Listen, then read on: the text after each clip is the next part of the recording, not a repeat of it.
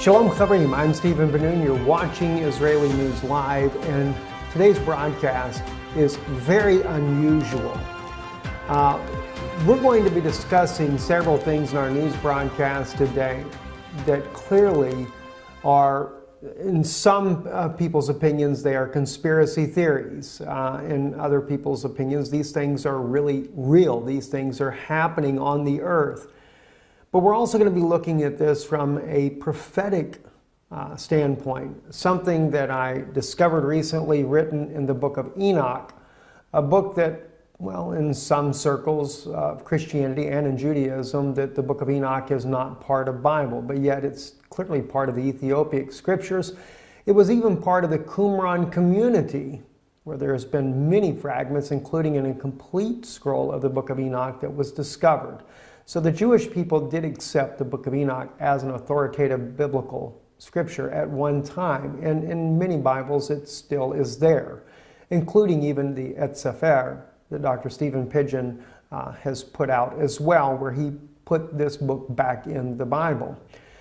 So we're going to be looking at some things from there, and we're going to even be looking at some articles that have been considered well, some might say it's fake news, some might say it's satire. Regardless of the case, there may be some very truth to it, and this is why I wanted to talk to you about these things. Antarctica has really become a major subject in recent, well, in fact, in the last year, even more so. There's been every kind of conspiracy theory that it is a place for a massive alien base. This is where aliens go at. We know of the one of the former military officers, Byrd, who fought a conflict near Antarctica and lost a lot of men, claiming that there were flying discs, flying saucers coming out of the Antarctica. And just there's all kinds of evidence that is legitimate evidence that clearly seems to show that the Antarctica is certainly a base of some sort. The Germans also, under Adolf Hitler, had a base down at Antarctica.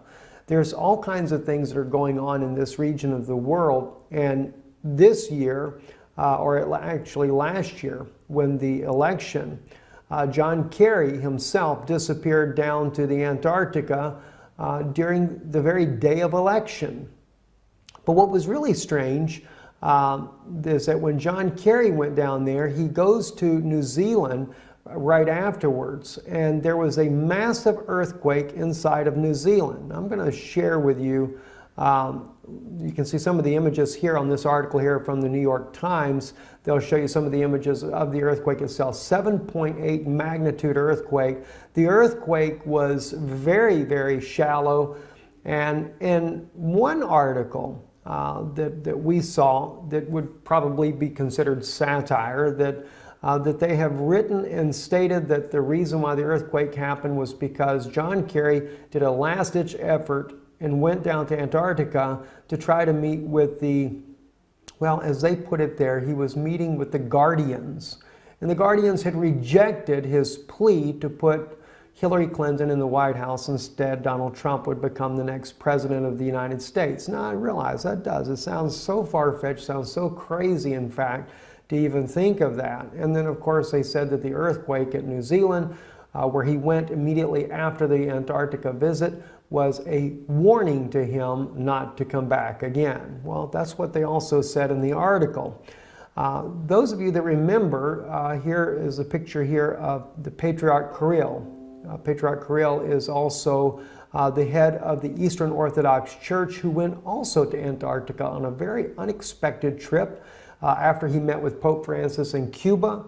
And Pope Francis gave him a secret document. Never was revealed exactly what was in the document, but it was the first time the two leaders of the both East and Western Orthodox churches had met together to try to mend their relationship. He goes to South America afterwards, and then the unexpected trip to Antarctica.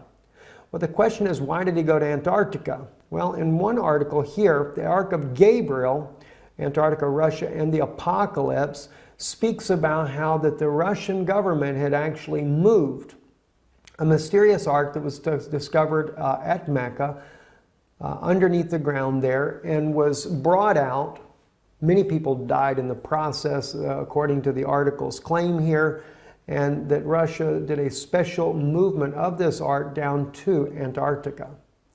Now, again, whether we would say this is just a bunch of garbage or if it's really true or not, I'll just leave that up to you. But maybe what I'm going to share with you in a few minutes might weigh in on your thinking. So I do ask you, just kind of bear with me a little bit here while we discuss these things here. Anyway, at Mecca, if you remember, I believe it was last year, there was a quote-unquote stampede. And the news reported that some 700, in one case 717 people were killed in this stampede. This is something that has never happened before at Mecca, and actually we found out later that it was 2,000 people were killed there in Mecca, and an apparent stampede that killed all of these people. Well, not according to some of the articles there. In fact, as you can see this crane here that is toppled, that what was actually going on at Mecca was an excavation of this strange ark called the Ark of Gabriel, that according to the article here, this was something that Muhammad had said, had prophesied about. And this was buried here beneath this very place, and they were working on trying to bring it out, and some type of plasma release was done, and it caused the death of all these people. Again, is this just conspiracy theories? Is it fabricated? Who really knows? But one thing that is a fact, though, is there was a Russian ship, a scientific ship, headed to Antarctica, and that ship did stop at the port there in Saudi Arabia, supposedly to take on supplies. Well, as you know, Saudi Arabia is not necessarily the greatest friend of Russia, but they did it anyway, right? So then, after that, the ship goes to South Africa and then on to Antarctica. So they did stop and pick something up in Saudi Arabia. So maybe the article has got some truth in it after all. And then right after this ship goes to Antarctica, this is when Kirill suddenly goes down there to visit the one and only Eastern Orthodox Church at the Antarctica. So just too many strange things are happening. And a lot of people just write it off as conspiracy theories, you know, these things about aliens and you know, all this stuff going on in Antarctica. This is just a bunch of nonsense to begin with. Well, you know, I always I looked at these things and I think, wow, that's pretty interesting. I will tell you though, this article here that you're seeing now in English, this article did appear in the mainstream Russian media as well. We did a report on this back months ago, and I was trying to find the actual report I did on it. Could not find it to save my life there. But I wanted to share that with you, and if you look back, maybe you can find it yourself. But when we did the report on this, we used Russian media, mainstream Russian media, that does not look at this as being just a fabrication. They actually reported it as real news, and that yes, indeed, Russia did do a secret mission down to the Antarctica and had taken a thing called the Ark of Gabriel. So there is a Russian news source out there that does not look at this as some kind of conspiracy, and it went much deeper than what this article goes into it. We shared that with you once before. But then something caught my attention the other day. As you can see on your screen now, this is the book of Enoch. I was reading in the first book of Enoch, chapter 18, and this is where the angel Uriel is taking Enoch and showing him some very interesting things. And I want to share with you some of the words that I read here in Enoch, and then you'll see why it became very interesting to me. If we go down to, say, verse 4 and begin there, it says, "And I saw the winds which turned the sky and caused the disk of the sun and all the stars to set. And I saw the winds on the earth which support excuse me, the clouds. And I saw the path of the angels. I saw at the end of the earth the firmament of heaven above. And I went towards the south." Okay, so he goes to the end of the earth. And he speaks about going towards the south. "And it was burning day and night, where there were 7 mountains of precious stones, and 3 towards the east and 3 towards the south." Now, I begin to think about this. He's talking about 7 mountains, but 3 go to the east and 3 go to the south. And he's talking about going towards the south. And I'm thinking to myself, okay, and he's talking about it being that it burns day and night. It was burning day and night. In other words, the sun is not setting. And I'm thinking to myself, well, the South Pole, that describes the South Pole like no other place on Earth. The sun just doesn't really ever set. It's always daylight. And so it really caught my attention. But then he mentioned about the 7 mountains. And of course he talks about the stones, etc. But then he says east and 3 go to the south. Well, that really got my attention. So I thought to myself, okay, is there a place down at the Antarctica that would kind of match this type of description? Well, oddly enough, there is. It's Mount Vincent. Now, you have to keep in mind what you're looking at here on your screen. You have Mount Vincent right here. It is called the 7th summit. There are 3 going south. Now, you would say these are 3 to the west. It's actually described as southeast and southwest. But keeping in mind, when Enoch went here, the earth had not been tilted off its axis. So therefore, north and south, east and west was a bit different, right? And if you take and tilt the earth back the way it would have been, this will go just like that. And then you would have the 3 peaks, as it speaks about here, and we have the summit here, 3 peaks here. Those would go down to the south, just as he describes, and these here, the 3, would go to the east, just as he describes there. The 7 mountains, the 7 summits, and 3 to the east and 3 to the south. That really began to make sense. But the words here in Enoch get a little bit more strange, though.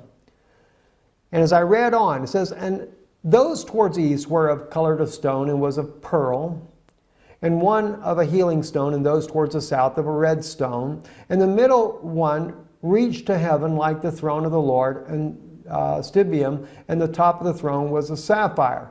And I saw a burning fire, and what was in all the mountains. Now, keeping in mind, the middle one was the tall one.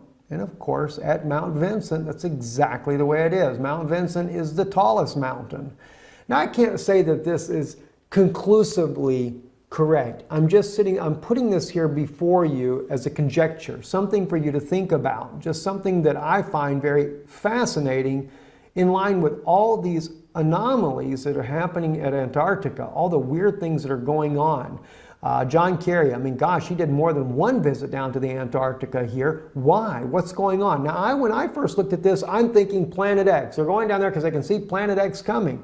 All right? And maybe that has something to do with it as well. But what about some other things? I'm going to share with you some very serious things also that are going on down there that have been claimed by former military officers. Okay, so just hold on for a second here. It says, and I saw a place there beyond the great earth. There the waters gathered together, and I saw a deep chasm of the earth with pillars of heavenly fire, and saw among them fiery pillars of heaven, which were falling as regards both height and depth. They were immeasurable. And beyond this chasm, I saw a place, and it had neither the sky above it, nor the foundation of earth below it, and there was no water on it, and no birds, but it was a desert place. Now, I'm sure now when you read this part here, well, that throws that out. Must have been out in Saudi Arabia somewhere. Maybe not. Maybe not, guys. Let's take a look at something else here that's very, very interesting. All right, let's go actually to the 7summits.com website. And this is about Antarctica, and it's about Mount Vincent, and it talks about it being the tallest mountain, etc. Let me read to you the Antarctica facts, though. Besides the mountain summit, if you go down here to say about right up under the blue right here on your screen, the snowfall in Antarctica is so minimal that the continent has been called the world's coldest desert. The interior receives less than 3 centimeters, in other words, less than 1 inch of precipitation a year, making it the driest continent on Earth. The Antarctic dry valleys in Victoria Land are among the driest places on Earth. Some scientists believe that no rain has fallen there for 2 million years. Astronauts have visited the dry valleys because of their similarity to lunar landscapes. Isn't that interesting? They call it the coldest desert on Earth. Well, maybe Enoch has got something when he said it was a desert. All right? As he called it, there was no water on it and no birds, but it was a desert place. Well, there are no birds. There are no penguins when you get that deep into Antarctica. There's just no life at all. And a terrible thing I saw there, 7 stars like the great burning mountains, and like a spirit questioned me. The angel said, "This is the place of the end of heaven and earth. This is the prison for the stars of heaven and the host of heaven and the stars which roll over the fire. These are the ones which transgress the commandment of the Lord from the beginning of their rising, because they did not come out at their proper times. And he was angry with them and bound them until the time of consummation of their sin in the year of mystery." And I, Uriel, we go into chapter 19 here, real quick here, just the first verse, said to me, "The spirits of the angels who were promiscuous with women will stand here, and they, assuming many forms, made men unclean, and will lead men astray so that they sacrifice to demons as gods." Now, if you notice, that is a continuation. They're not dead. They're still there. And they do what? They will lead men astray so that they sacrifice to demons as gods.